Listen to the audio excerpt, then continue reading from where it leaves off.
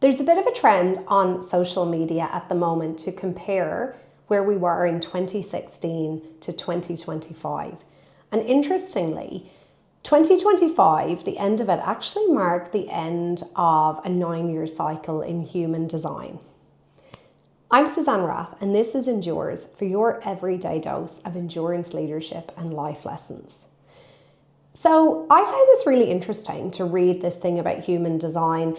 I guess like a lot of horoscopes and things like that, I read these things if they suit me, for fun. I don't completely base my life around them. But for me, March 2026 marks the 9-year anniversary of my clinical business.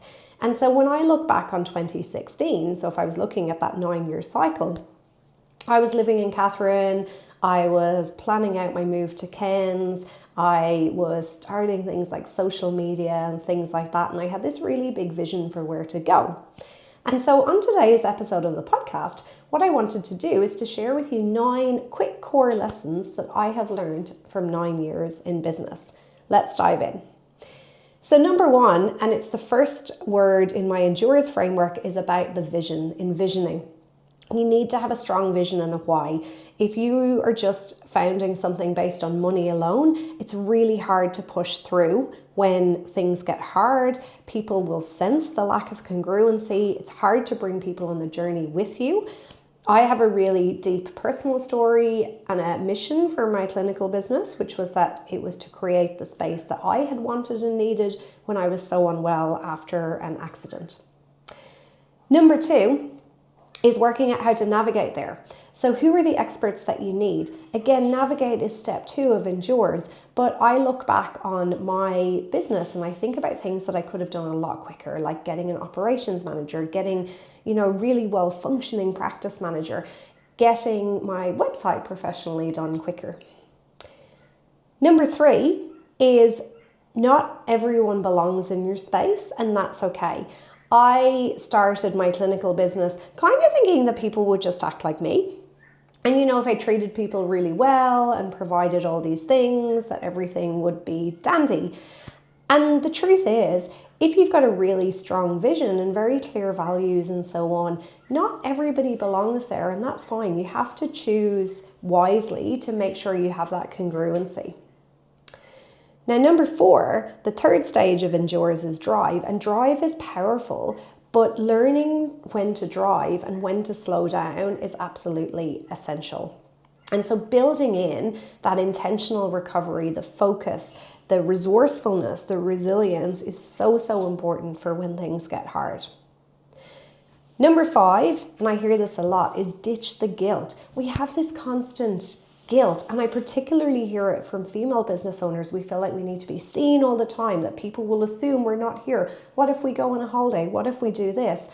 Whereas realistically, the payoff for the reward or for the risk that you put in, the payoff for the hours and the slog and the hard things and the insurance and the finances and the bearing all of those crosses is and should be a level of time and a level of flexibility and freedom. Number 6 is learn to refocus and reset, and do this often and strategically. Otherwise, you just wind off in a million different directions, and this is something I do with clients. Number 7 is elevate with courage, but in the right direction. So many of us go to business coaches and we do things because someone says we should, or we've seen it on Instagram and someone thinks it's a great idea to franchise and it's the next logical step. But we need to work out what really matters to us and what legacy we want to leave, and how each decision is going to change how our lives go and how we show up in our lives. Number 8 is to build standards, not just culture. So again, I used to think that culture was all about giving all of the training, giving all the things, the career progression, all the rest of it. And yes, it is. It's very important to have that clarity, transparency about where people can go. But standards, the standard you walk by is the standard you accept. I had a period of time where everybody was friends, and the implication of that was I was the only person that would uphold the standards and the values because everyone was too scared to gently and kindly say, hey, we don't do it that way, or can I just show you a better way? And then finally, number 9 is build real support systems around you. So your family might be supportive, your team might be supportive, your friends might be supportive, but you also need to have those people that understand what it's like to have a business, that understand leadership, and who can not just be a listening ear, but who can challenge you, who can push you when you need to be pushed, who can hold you accountable when you need to be held accountable. This is how we thrive in life and in leadership, and this is the role of my coaching programs and one-on-one stuff that I do with owners and leaders, is to hold that space. So I hope that's been helpful for you. If you follow me on Instagram at some point soon, when I get to it, I will do one of those recaps on where I was in 2016. And hopefully if you've done it as well, you will look back and be amazed at how far you've come. But until tomorrow, thank you so much for listening, and I will see you soon. Bye.